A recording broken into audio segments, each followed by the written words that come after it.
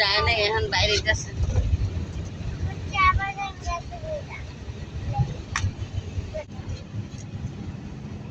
এই যে আমরা সিলেট থেকে জাফলং এর উদ্দেশ্যে রওনা হয়েছি। এখন আমরা জাফলং এর কাছাকাছি আছি। রাস্তার চারপাশের ভিউটা অনেক সুন্দর, মনোমুগ্ধকর, দেখার মতো।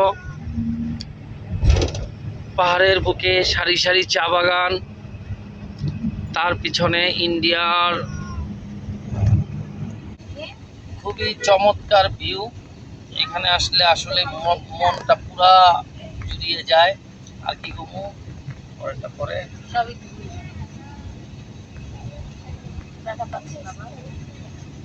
চাইলে এখানে আপনারাও সবাই আসতে পারেন। বাংলাদেশের ট্যুরিজমের জন্য খুবই ভালো একটি জায়গা।